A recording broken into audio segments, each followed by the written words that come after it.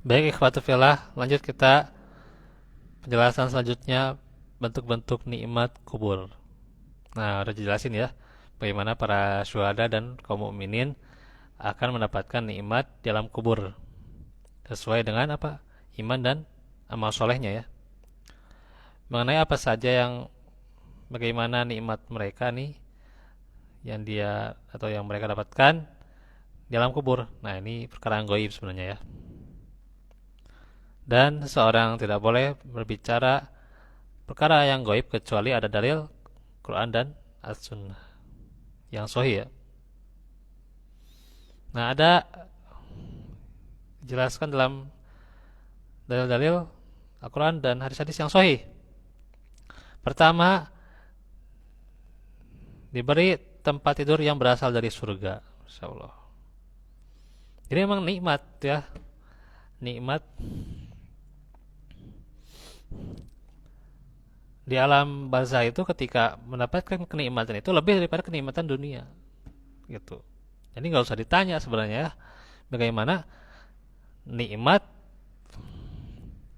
di alam barzah ketika mendapatkan nikmat ya.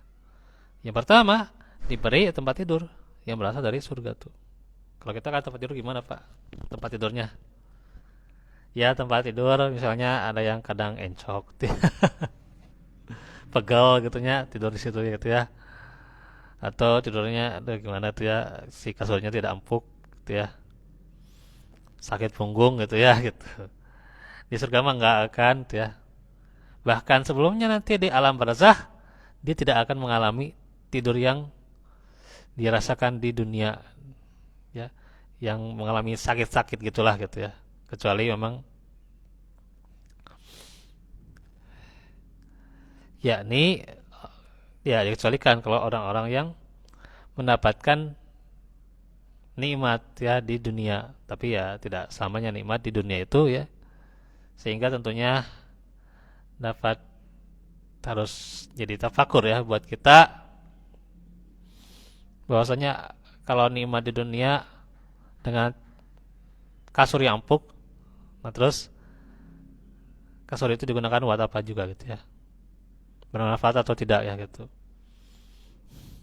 Itu silakan tanya sendiri itu ya. Nanti di alam barzah itu akan mendapatkan kasur atau tempat tidur yang berasal dari surga ya. Luar biasa enaknya ya.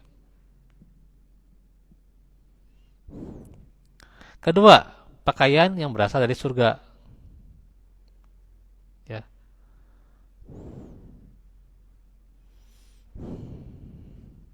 Ketiga, dibukakan pintu surga ketika di alam kubur tuh, insyaallah. Sehingga bisa merasakan keindahan, wanginya, serta sejuknya surga, insyaallah. Keempat, diluaskan kuburnya. Kelima, berbahagia dengan kabar gembira yang disampaikan kepadanya oleh malaikat.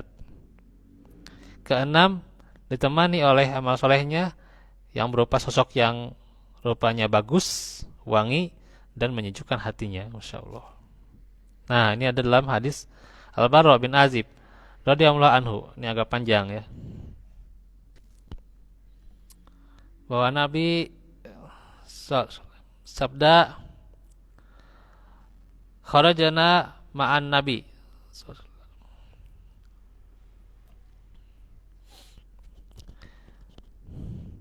fi jinazati rajulin minal ansari fan tahayna ilal qabri walamma yulhad fajalasa Rasulullah wa jalasna haulahu wa ka'anna ala rusinat toyro wa fi yadihi udun yankutu fil ardi farafa'a ra'sahu faqala ista'ilu billahi min adabil qabri marrataini au salatan. Kami keluar bersama Nabi untuk mengiringi jenazah seorang laki-laki Ansor. Kami pun sampai di pemakaman. Ketika jenazah sudah dikuburkan, Rasulullah duduk dan kami pun duduk di sekitar beliau. Kami diam seolah-olah di kepala kami ada burung-burung. Ya, saking khusyuknya gitu ya. Gitu ya. Konsentrasi lah gitu. Ya, zaman sekarang orang nggak bisa konsentrasi ya gitu. Ini beda, para sahabat bisa konsentrasi ya, banyaknya mereka benar-benar mendengarkan apa yang beliau ucapkan ya. Meskipun tanpa opium ya. Nggak ada opium, nggak ada kopi, nggak ada makanan.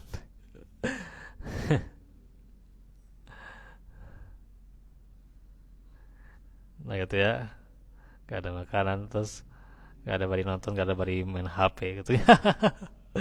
Nah gitunya, khusyuk para sahabat Pak. Insya Allah. Jadi begitu luar biasa para sahabat mendengarkan faedah dari Rasulullah. Tangan beliau membawa dahan yang beliau pukulkan ke tanah. Beliau mengadahkan kepalanya sambil berkata, mintalah perlindungan kepada Allah dari azab kubur. Beliau mengucapkannya 2 atau 3 kali ya. Nah, ini lebih panjang lagi nih hadisnya nih. Kita baca maknanya aja ya. Lumayan nih. Karena ini ada 9 ya, 9 tuh. Nikmat alam kubur itu ya.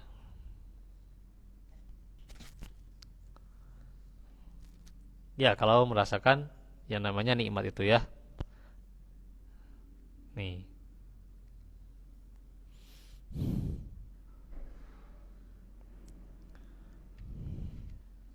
Beliau lalu bersabda, seorang hamba mukmin ketika berpisah dari dunia dan menghadapi akhirat, malaikat turun dari langit untuk menemuinya dengan wajah putih seperti matahari.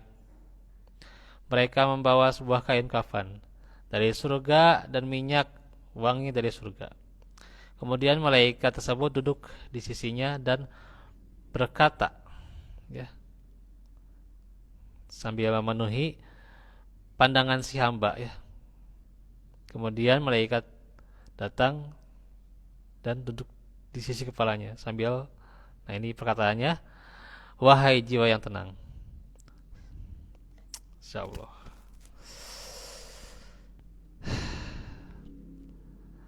Wahai jiwa yang tenang, sambutlah olehmu ampunan Allah dan keridhoannya.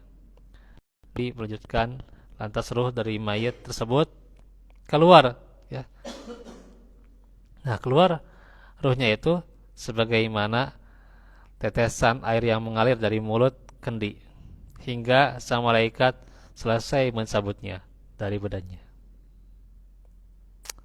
Ketika sang malaikat mencabut ruh, ia tidak melepaskan sedikit pun ruh tersebut dari tangannya, walaupun sekejap mata pun, hingga ia selesai mencabutnya.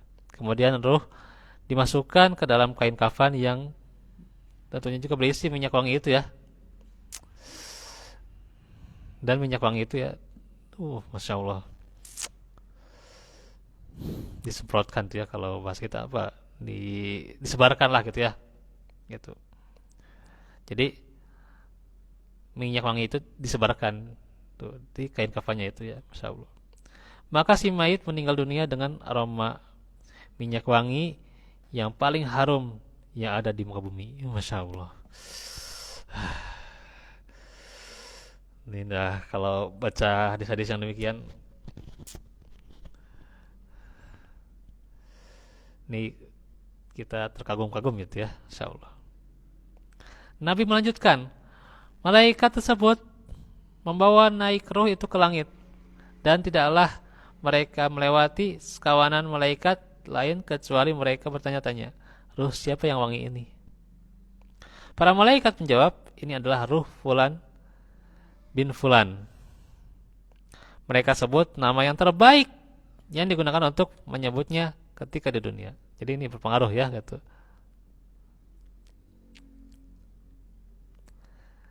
Iya, nama itu berpengaruh. Makanya jangan disebut orang itu dengan sebutan panggilan yang buruk ya gitu.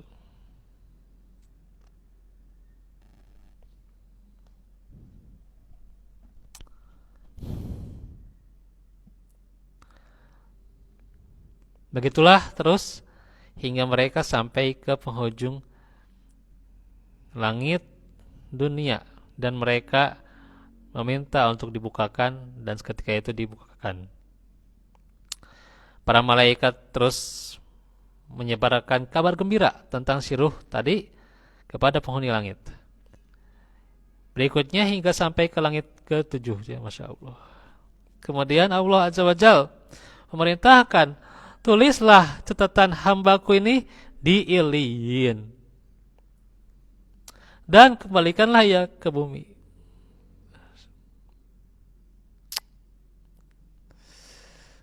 Ditulis di Iliyin dan kembalikan ke bumi ya.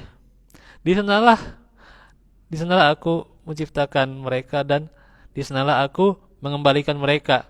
Serta di sana jugalah aku akan membangkitkan mereka sekali lagi. Kata Nabi, ruh tersebut pun dikembalikan ke jasadnya. Kemudian dua malaikat mendatanginya dan menundukkannya dan dia bertanya, ya, siapa Rabbmu? Yang menjawab, Rabbku adalah Allah. Mereka bertanya lagi, apa agamamu? Yang menjawab, agamaku adalah Islam. Keduanya bertanya lagi, bagaimana tentang seorang laki-laki yang diutus kepada kamu? Si mayit menjawab, dia adalah Rasulullah. Keduanya bertanya, dari mana kau tahu? Ia menjawab, aku membaca tuh. Aku membaca kitabullah ya, Al-Quran, kemudian aku mengimaninya dan membenarkannya. Kuncinya apa, Pak? Di antaranya baca kitabullah. Kalau kita ingin mengenal Nabi, bagaimana kalau kita tidak membaca kitabnya, tidak membaca Al-Quran, bagaimana? Kalau kita ingin mendapatkan nikmat di alam barzakh, bagaimana kalau kita tidak membaca kitabullah? Sangat disayangkan sekali itu ya. Bagaimana kitabullah itu sudah ditinggalkan di masa ini ya. Insyaallah. Kita lanjutkan hadisnya. Seketika itu terdengar seruan dari langit. Nah, seruan ini bagaimana menjelaskan, hambaku berkata jujur. Hamparkanlah tempat tidur dari surga baginya dan berilah pakaian dari surga dan bukakanlah pintu surga baginya. Nabi pun melanjutkan, hamba itu pun dapat mencium harum dan wangi surga dan kuburannya diperluas sejauh mata memandang. Lantas ia pun didatangi oleh sesosok laki-laki berwajah tampan, pakaiannya indah dan wanginya harum. Malaikat berkata kepada ruh itu, bergembiralah dengan kabar gembira yang telah dijanjikan kepadamu. Inilah hari yang dijanjikan untukmu. Si mayit bertanya kepada sosok laki-laki tadi, siapa engkau? Wajahmu adalah wajah yang mendatangkan kebaikan.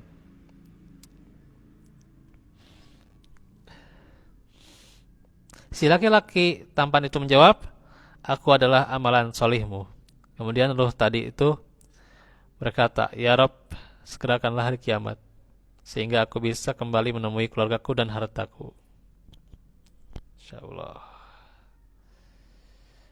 Di dalam riwayat Abu Daud. Ketujuh, nikmatnya itu adalah diterangi kuburnya. 8, tidur seperti malam pengantin ya. Dua hal ini berdasarkan hadis dari Abu Hurairah radhiyallahu anhu. Ini juga panjang ya. Bahwa Rasulullah bersabda, ketika salah seorang dari kalian dikuburkan, maka akan datang kepadanya dua malaikat hitam dan bermata biru ya. Matanya biru ya. Yang satu bernama Munkar dan yang lainnya bernama nakir. Keduanya bertanya nih. Pertanyaannya itu, apa pendapatmu mengenai laki-laki ini, yaitu Rasulullah? Si mayit menjawab, sebagaimana yang pernah dikatakan dahulu ketika hidup. Dia adalah hamba Allah dan Rasulnya. Aku bersaksi bahwa tidak ada ilah yang berhak disembah selain Allah dan Muhammad adalah hamba dan utusannya. Keduanya berkata, kami sudah mengetahui bahwa kamu akan mengucapkan demikian. Kemudian kuburnya dilapangkan seluas 70 hasta dikali 70 hasta. Masya Allah, 70 hasta dikali 70 hasta. Masya Allah. Lalu diterangi kuburnya dan dikatakan kepadanya, tidurlah. Namun si mayit berkata, biarkanlah aku kembali kepada keluargaku untuk mengabarkan kepada mereka.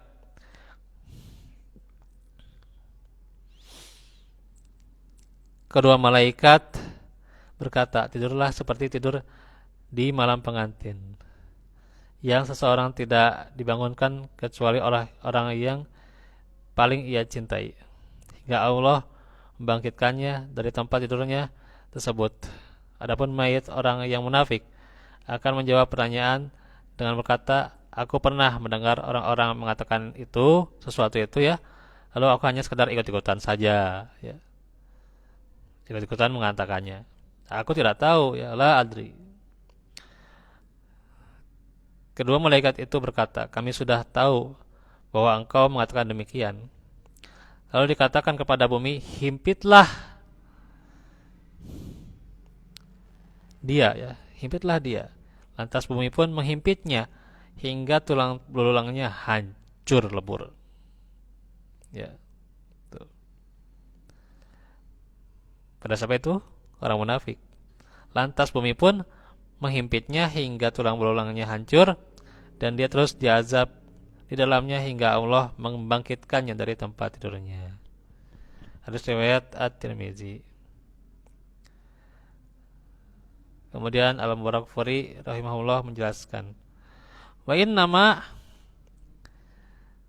syabbaha naumahu binaumihil arusi li'annahu yakunu fi toibil ais. Keadaannya diserupakan seperti tidur di malam pengantin karena ia berada dalam kehidupan yang baik di dalam kubur ya.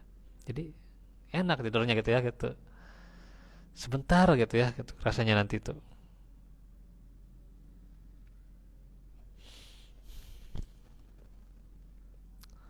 Ini dalam Tuhfatul Ahwazi. Dan yang kesembilan,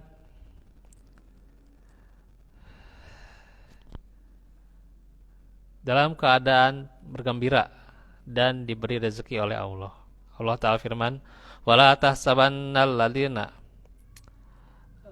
qutilu fi sabilillahi amwata bal ahya'un inda rabbihim yurzaqun farihina bima atahumullahu min fadli wa yastabshiruna bil ladzina lam yalhaqu bihim min khalfihim alla khaufun alaihim wa lahum yahzanun yastabshiruna bi ni'matin minallahi wa fadl wa annallaha la yudi'u ajral mu'minin.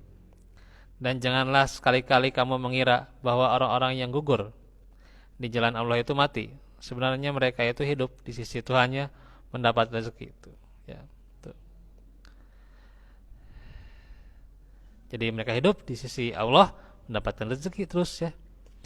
Mereka bergembira dengan karunia yang diberikan Allah kepadanya dan berbahagia terhadap orang-orang yang masih tinggal di belakang yang belum menyusul mereka, bahwa tidak ada rasa takut pada diri mereka dan mereka tidak bersedih hati. Mereka berbahagia dengan nikmat dan karunia dari Allah dan sungguh Allah tidak menyia-nyiakan pahala orang-orang yang beriman.